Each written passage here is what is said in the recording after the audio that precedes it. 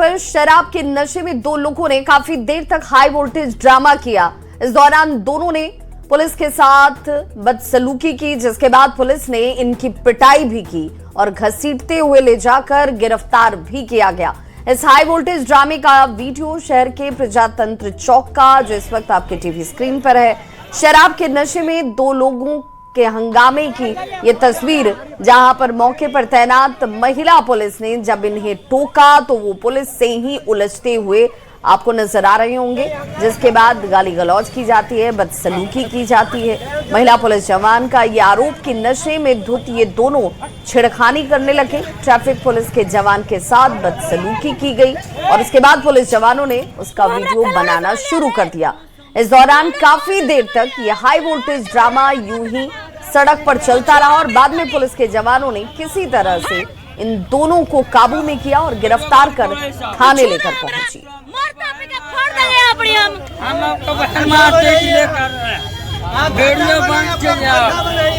Video तो बंद नहीं होगा, छू दिया तो जान मार देंगे हम। अभी तू हमरा छू नहीं सकता है, तू मर्द से लड़ना जाओ ना, लड़ो ना, जाओ लड़ो ना, जाओ लड़ो, नहीं होगा बंद। तुम हमरा खिलौना समझ लिया रे, तू हमरा मर्द समझ लिया, हम चढ़ के करे जब मत देंगे हमरा, तू छू हमरा खाली हट। अच्छा वीडियो बंद।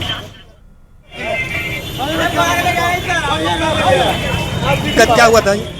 वो दारू पी करके चौक पिट रहा है, हाथ लगा रहा है मेरे को, तो उसको क्या करेंगे हम? पकड़ के बंद किए। उसको क्या करेंगे हम? मेरे को वीडियो भी है पहले का, उसको हाथ लगाया है। ठीक, पहले झगड़ा मेरे को हाथ लगाया, हमारे भी है।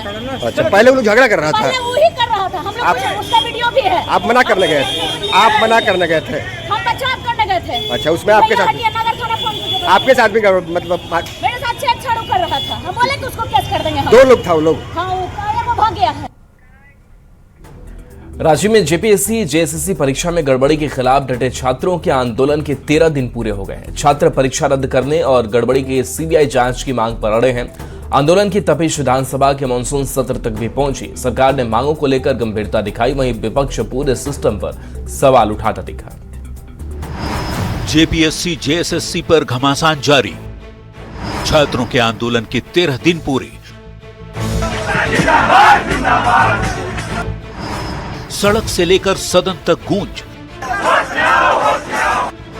सरकार और सिस्टम पर उठ रहे सवाल, समाधान की पहल, वार्ता का इंतजार।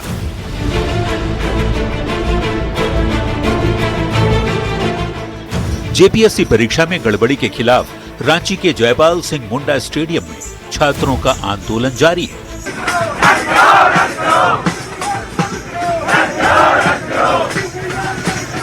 पिछले 13 दिन से डटे छात्रों की मांग है, परीक्षा में गड़बड़ी की समीक्षा की जाए और परीक्षा रद्द की जाए। आंदोलनकारी छात्र सरकार और सिस्टम पर सवाल उठा रहे हैं। छात्रों को उम्मीद है कि सरकार की ओर से वार्ता होगी, जिसके बाद हल निकलेगा, लेकिन तब तक उनकी परेशानी कम होती नहीं दिख रही। हमारी माताओं बहनों को सरकार 2500 देती है और हम लोग युवाओं से उसके बदले 25 लाख वसूलती है हर एक नौकरी के नाम पे। बहुत आक्रोश है, युवाओं को न्याय चाहिए, सरकार को देना पड़ेगा। जिस प्रकार से भ्रष्टाचार हुआ है, नौकरियों को बेचा जा रहा है, युवाओं को न्याय चाहिए। छात्रों के आंदोलन की तपिश झारखंड विधानसभा के मानसून सत्र को भी गर्माता दिखा। सत्र के पहले दिन विधानसभा परिसर में जेपीएससी के मुद्दे को लेकर विपक्ष ने सरकार को घेरा, निशाने पर सरकार रही और सीबीआई जांच की मांग की गई। इधर सरकार की ओर से मामले को लेकर गंभीरता का भी दावा किया गया। सरकार संवेदनशील रवैया अख्तियार करते हुए छात्रों की समस्याओं के समाधान की दिशा में एक बेहतर पहल करेगी। स्वाभाविक है कि छात्रों की मांग है कि सीबीआई जांच हो। माननीय मुख्यमंत्री जी को अगर बच्चों को न्याय दिलाना है तो वो सीबीआई जांच की अनुशंसा करें, इसमें कहां उनको परेशानी है। जेपीएससी गड़बड़ी को लेकर सरकार पर करारा हमला बोला नेता प्रतिपक्ष बाबूलाल मरांडी ने। उन्होंने सीआईडी जांच पर सवाल उठाए और कोर्ट की निगरानी में सीबीआई जांच की मांग उठाई। वहीं मंत्री इरफान अंसारी ने दावा किया कि छात्रों के आंदोलन में दिल्ली से आए लोगों की संख्या ज्यादा है। एग्जाम को रद्द करना चाहिए। एग्जाम से जितनी जुड़े हुए लोग हैं उन सब के ऊपर एफआईआर होनी चाहिए, गिरफ्तार होनी चाहिए और पूरे मामले को अदालत की निगरानी में सीबीआई से जांच करानी चाहिए। धरना में युवा कम है और दिल्ली से भारी संख्या में लोग आए हुए हैं, ये मेरे समझ से परे है। हम बार बार कहना चाहते हैं कि झारखंड में कोई पेपर लीक नहीं हुआ है। छात्रों की मांग को लेकर जेएलकेएम नेता देवेंद्र महतो के आमरण अनशन का गुरुवार को 5वां दिन रहा। देवेंद्र महतो से मुलाकात करने जेएलकेएम प्रमुख जयराम महतो भी पहुंचे। सीएम की पहल को नाकाफी बताया और वर्तमान जांच पर भी संदेह जता दिया। लॉलीपॉप दे देंगे ये नहीं चलेगा, इस बार सिस्टम का बदलाव करेंगे और जब तक हमारी सभी मांगे पूरी नहीं होगी तब तक मेरा अनिश्चितकालीन भूख हड़ताल जारी रहेगा। ठीक है, भूख हड़ताल पर बैठे हैं। ये तो सोनम सर के कहने पर इन्होंने जल को ग्रहण किया, नहीं तो जल का भी इन्होंने त्याग कर दिया था। तो मुझे लगता है कि बहुत ही संकट में है और इस संकट का निवारण राज्य सरकार को, मुख्यमंत्री को जल्द से जल्द पहल करके करनी चाहिए। आंदोलनकारी छात्रों से वार्ता के लिए सरकार की ओर से 4 मंत्रियों की एक कमेटी का गठन किया गया है। उम्मीद जताई जा रही है कि वार्ता के बाद छात्रों की समस्या का समाधान निकल सकता है। परीक्षा व्यवस्था में बड़े परिवर्तन की मांग को लेकर डटे छात्रों की डिमांड पूरी होगी या नहीं, इस पर अब सभी की नजरें टिकी हैं। न्यूज 18 के लिए रांची से ओम प्रकाश, संजय कुमार सिन्हा और निरंजन सिंह के साथ ब्यूरो रिपोर्ट।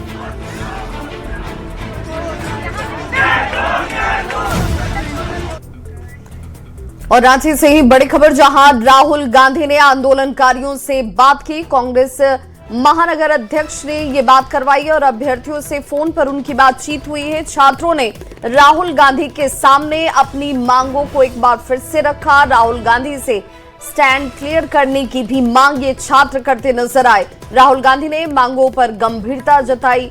जो बन सकेगा आपके लिए किया जाएगा। राहुल गांधी की तरफ से छात्रों को ये भरोसा दिया गया। उन्होंने कहा कि आपके मांगों के साथ हम खड़े हैं, आप हमें अपना मांग पत्र बताइए और हम सरकार से इस संबंध में बात करेंगे कि आपको मांगों को मान लिया जाए।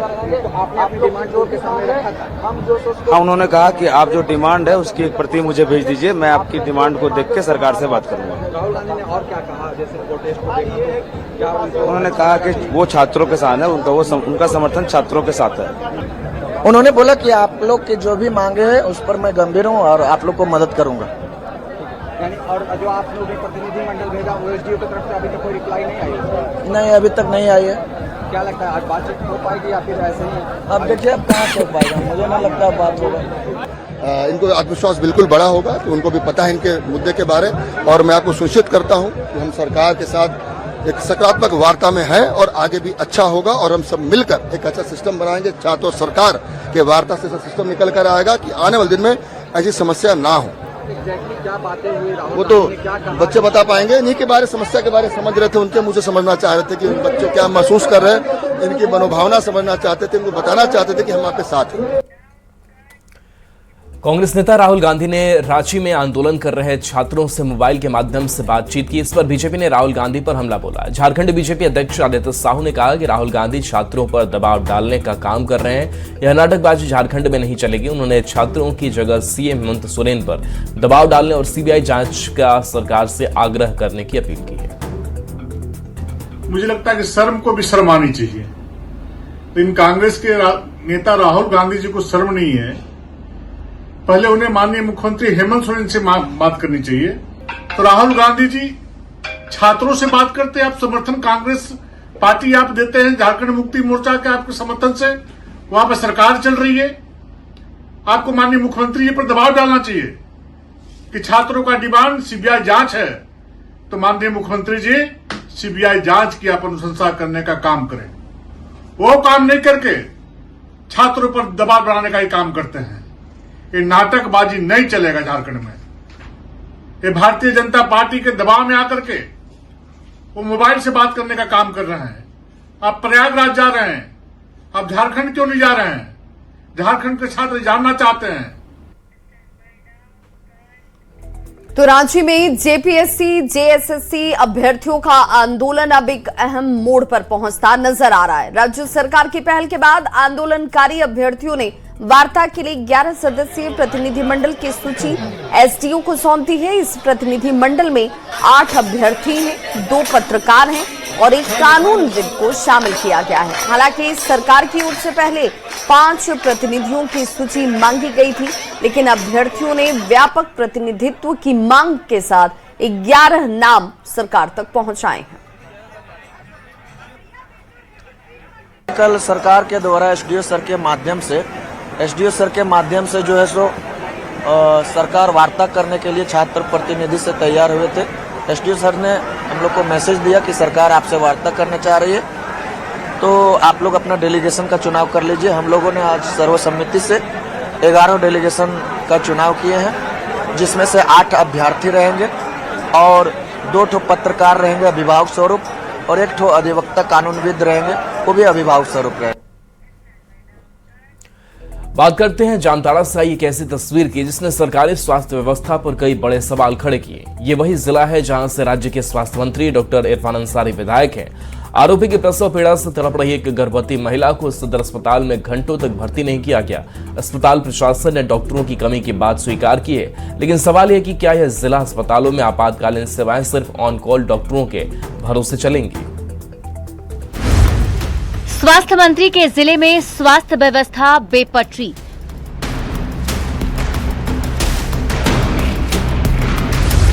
अस्पताल में डॉक्टर नहीं, दर्द से है जंग।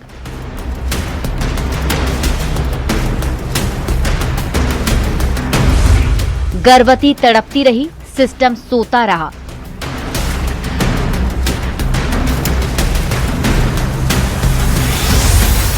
सदर अस्पताल में इलाज या सिर्फ इंतजार?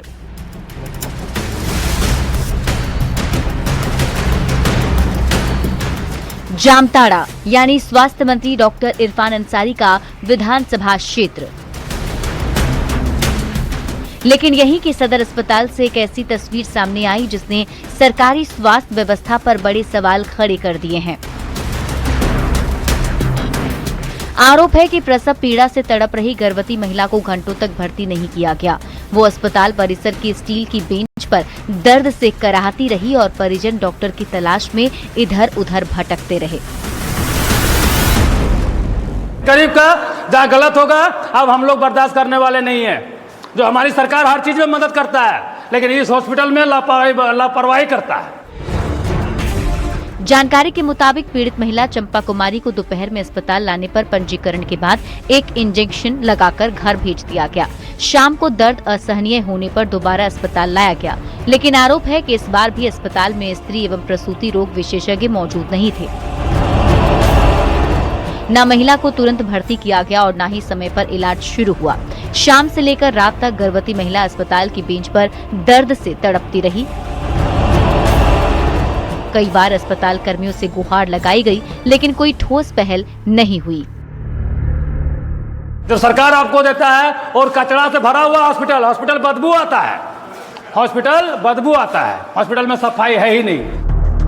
उधर अस्पताल प्रशासन ने डॉक्टर की कमी को स्वीकार किया है। कहना है कि रात के समय स्त्री एवं प्रसूति रोग विशेषज्ञ ऑन कॉल रहते हैं। सामान्य प्रसव किसी तरह करा लिए जाते हैं, लेकिन सिजेरियन जैसे मामलों में विशेषज्ञ डॉक्टर की अनुपलब्धता के कारण इंतजार करना पड़ता है। हमारे यहाँ डॉक्टर्स का गायनी में स्पेशली कम डॉक्टर्स है, तो डे तो कवर हो जाते हैं, नाइट में डॉक्टर्स नहीं होते, ऑन कॉल होते हैं। तो अगर ज़रूरत पड़ा आपको गायनेकोलॉजिस्ट का या सर्जिकल इंटरवेंशन का, तब तो फिर आपको फिर सोचना पड़ेगा या बाहर ले जाना पड़ेगा। अब सवाल उठता है कि क्या जामताड़ा सदर अस्पताल में इमरजेंसी व्यवस्था फेल हो गई है? अगर इस इंतजार के दौरान गर्भवती महिला या उसके बच्चे की जान पर बनाती तो इसकी जिम्मेदारी कौन लेता? क्या सिर्फ दावों तक सीमित है स्वास्थ्य व्यवस्था? और सबसे बड़ा सवाल, क्या सिस्टम सुधरेगा या यूं ही तड़पते रहेंगे मरीज? ये मामला सिर्फ एक अस्पताल या एक मरीज का नहीं बल्कि पूरे सरकारी स्वास्थ्य तंत्र की कार्य प्रणाली पर सवाल खड़ा करता है। जहां एक ओर सरकार बेहतर स्वास्थ्य सेवाओं के दावे करती है, वहीं दूसरी ओर एक गर्भवती महिला का घंटों इलाज के इंतजार में तड़पना उन दावों की हकीकत बयां करता है। अब देखना होगा कि इस मामले में जिम्मेदारी तय होती है या फिर ये मामला भी जांच और आश्वासनों तक ही सीमित रह जाएगा, क्योंकि स्वास्थ्य मंत्री के अपने जिले में अगर प्रसव पीड़ा से तड़पती गर्भवती को घंटों इलाज का इंतजार करना पड़े तो आखिर स्वास्थ्य व्यवस्था की जिम्मेदारी कौन लेगा। न्यूज़ 18 के लिए जामताड़ा से सुमन भट्टाचार्य के साथ ब्यूरो रिपोर्ट।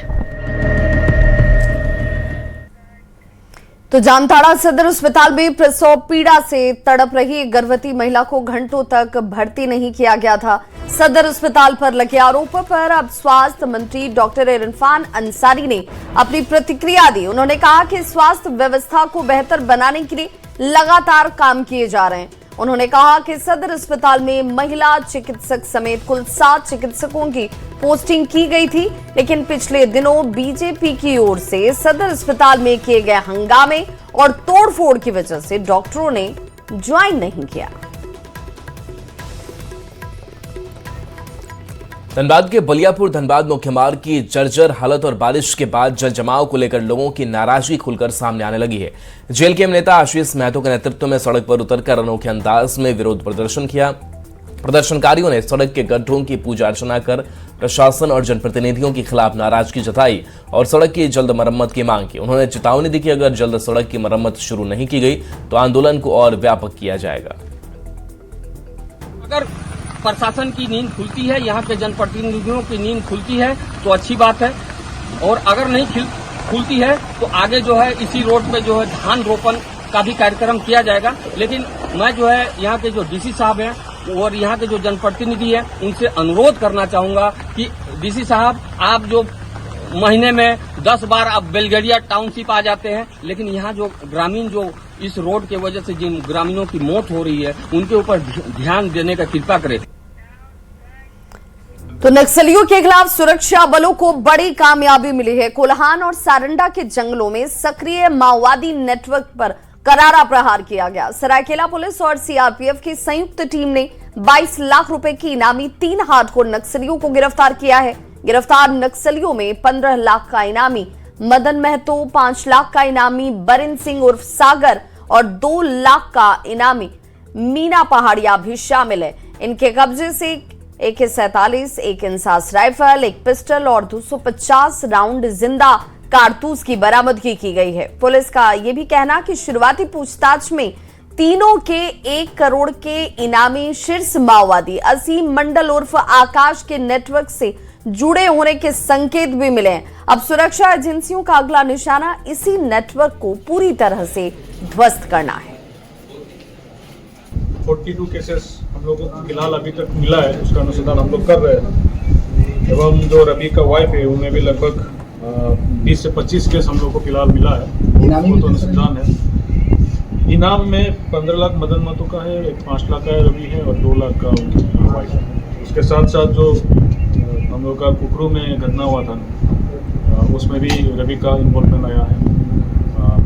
खाचिला में जो आईडी ब्लास्ट हुआ था उसमें मदन महतो का इन्वॉल्वमेंट आया है और अन्य सारे बिंदु पे हम लोग और अनुसंधान कर रहा है, जो आने वाले टाइम पे हम लोग सूचित करेंगे। बधाई के पात्र हैं, बहुत अच्छा अभियान और ऐसे अभियान और होते रहेंगे फ्यूचर में। और हमें उम्मीद है कि जो बचे कुछ नक्सली जो है 3, 4 या 5 या 2, 10 जो भी नक्सली बचे कुछ हैं वो जल्दी ही पकड़े जाएंगे या गिरफ्तार होंगे। ओडिशा के चांदीपुर में अग्नि 4 बैलिस्टिक मिसाइल का सफल परीक्षण हुआ। अग्नि 4 मिसाइल 4000 किलोमीटर दूर निशाना साधने में सक्षम है। रक्षा मंत्री राजनाथ सिंह ने अग्नि 4 मध्यम दूरी की बैलिस्टिक मिसाइल के सफल परीक्षण पर डीआरडीओ और स्ट्रेटेजिक फोर्सेस कमांड को बधाई दी। उन्होंने सोशल मीडिया पर पोस्ट करते हुए कहा कि 6 अगस्त को डीआरडीओ और स्ट्रेटेजिक फोर्सेज कमांड द्वारा अग्नि 4 का सफल परीक्षण किया गया। इसके लिए उन्होंने डीआरडीओ और एसएफसी की पूरी टीम को बधाई दी।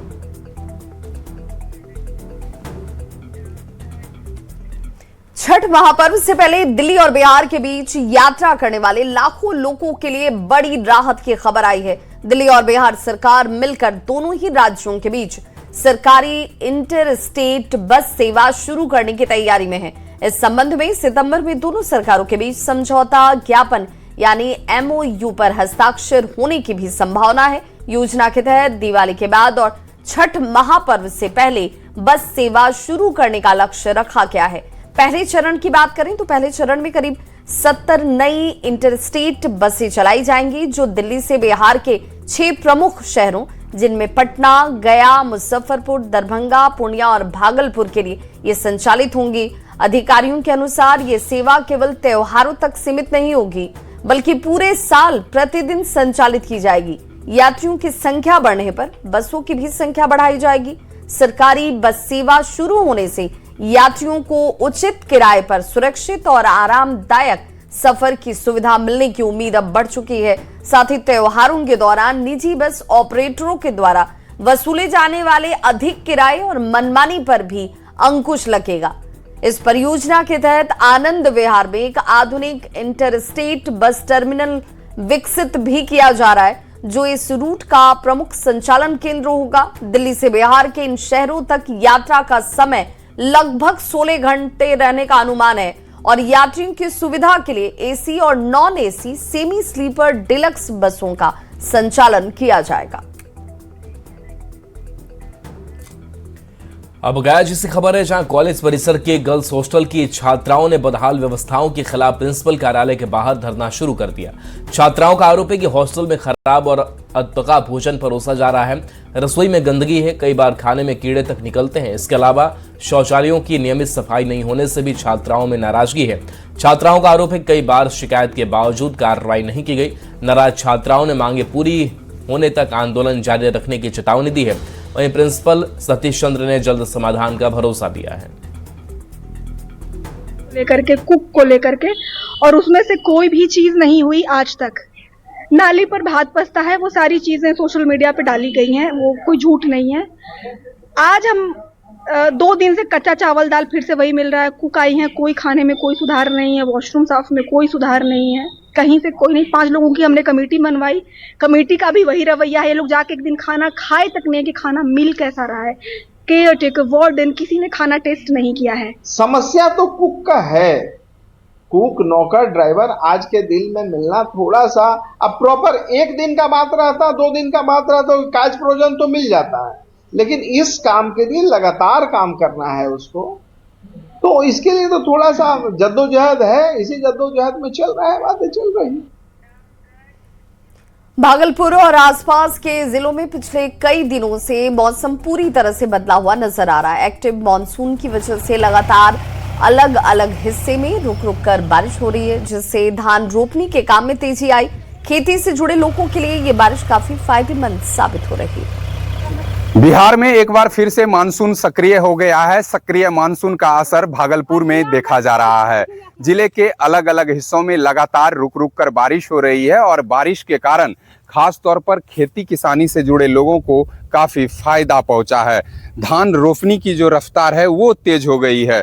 तस्वीरों में साफ तौर पर देख सकते हैं कि किस तरह से जो धान रोपनी की तैयारी है वो चल रही है और जिस तरह से लगातार मानसून सक्रिय होने के बाद रुक रुक कर बारिश हुई है, तो कहीं ना कहीं किसानों को इसका लाभ मिल रहा है। खास तौर पर देखा जाए तो भागलपुर के कई ऐसे इलाके हैं जहां पर सिंचाई की पर्याप्त व्यवस्था नहीं है। ऐसे में जो किसान हैं वो बारिश पर निर्भर करते हैं, लेकिन कुछ दिन पहले तक बारिश नहीं हो रही थी, जिससे कि धान रोपनी की जो तैयारी थी वो काफ़ी धीमा हो गया था। लेकिन एक बार फिर से जिस तरह से लगातार बारिश हो रही है, तो ऐसे में खासकर धान रोपनी की जो काम है वो तेज गति से किया जा रहा है। सक्रिय मानसून के कारण और लगातार रुक रुक कर हो रही बारिश से कहीं ना कहीं किसानों को काफ़ी फायदा मिल रहा है। विकास कुमार सिंह, न्यूज़ 18 भागलपुर।